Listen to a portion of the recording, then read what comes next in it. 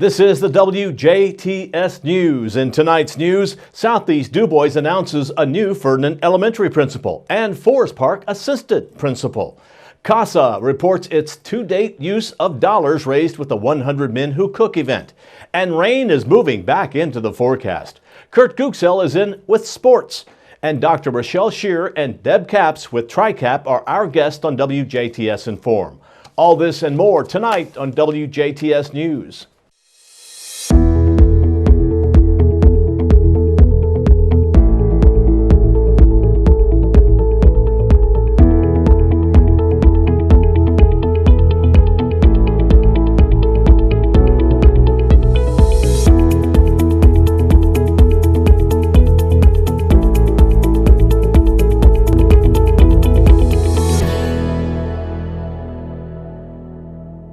Thanks for tuning in. I'm Bill Potter with the WJTS News.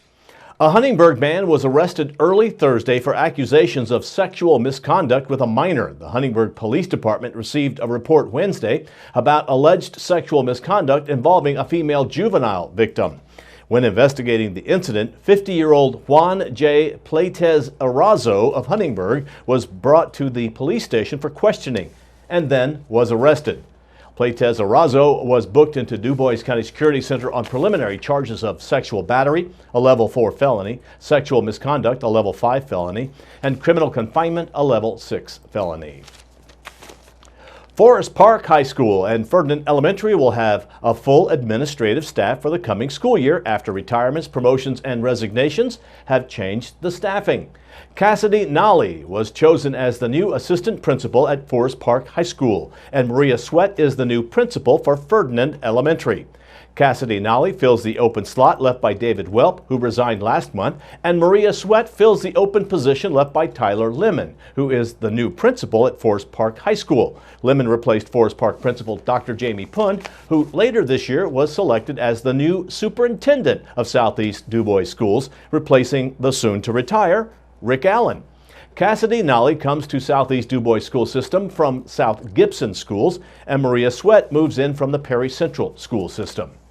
So starting in July, the Southeast DuBois Schools will be led by Dr. Jamie Pund, Superintendent, Tyler Lemon, Principal of Forest Park Junior Senior High School, Cassidy Nolly, Assistant Principal of Forest Park, Mark John, Principal of Cedar Crest Intermediate School, Maria Sweat, Principal of Ferdinand Elementary, and Ryan Haas, Principal of Pine Ridge Elementary School.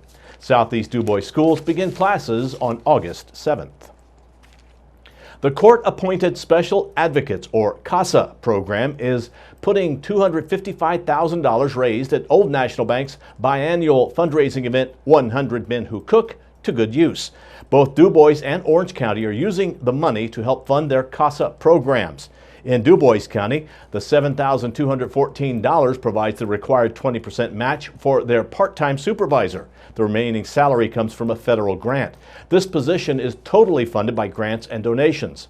$786 is put into their marketing account to continue promoting CASA in the community. A total of $2,000 is put into the travel account because many of the CASA volunteers in DuBois County drive a good distance to visit the children they serve. This money will be used to help with their traveling costs. And $55,000 was put into the CASA endowment at the DuBois County Community Foundation. Orange County CASA was part of last year's fundraiser for the first time. The funds raised last year will help their director's position become full-time on July 1st. The donations also allow for the training of more volunteers, and the funds are dedicated to sustain this for 3 years. The CASA program in Orange County now has a desk and chair as well as a shredder and printer that are not shared thanks to last year's funds from the fundraiser. Currently, the program is looking into bringing 2 powerful training opportunities to the area for both volunteers and the Orange County community. The money raised at the 100 Men Who Cook through the tips given to the chefs, the silent auction, and the auction of a 1976 restored Ford Bronco donated by Ruxer Ford Lincoln will support the 2 offices' efforts to acquire supervisors and allow for more volunteers to be trained as court-appointed special advocates.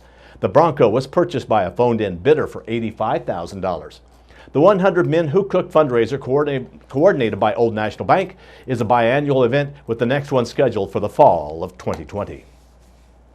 Senate-enrolled 1, authored by State Senator Aaron Houchin, was ceremonially signed into law Thursday by Governor Eric Holcomb. SEA 1 is a comprehensive Department of Child Services, or DCS, bill aimed at improving support and assistance for vulnerable Hoosier children in the welfare system and their families. This act requires DCS to consider the best interest of the child when making decisions regarding home placement, termination of parental rights, and adoption proceedings. It also requires DCS to attempt to identify all adult relatives of a child at the time of out-of-home placement is recommended, and in subsequent months, with the aim of keeping children in the most family-like setting possible. It also creates a 24-hour contact line for family case managers to assist with finding family members and for placement options. Furthermore, Senate-enrolled Act 1 improves rights for foster parents by providing them with the greater participation in the courtroom proceedings and allowing them to advocate on behalf of the children in their care.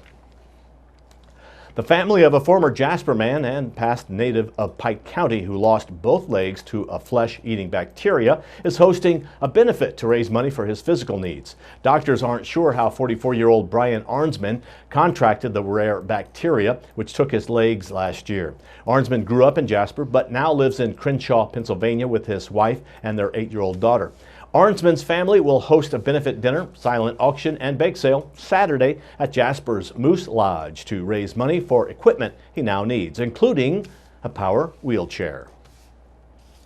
Ball State University says it was forced to eliminate 25 positions, curb travel, and reduce supplies to avoid ending fiscal year 2019 with a budget shortfall. The Central Indiana College Board of Trustees was given the update this week before the board approved a $391.2 million 2019-2020 general fund budget that calls for an increase in tuition and fees of just 1.25%.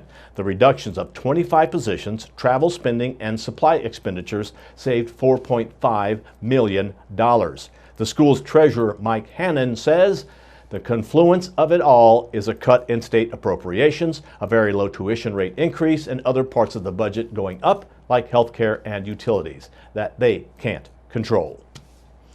Now stay tuned. Weather, sports, and inform with Dr. Rochelle Shear and Deb Capps from TriCap are our guests. All this and more still to come on WJTS News.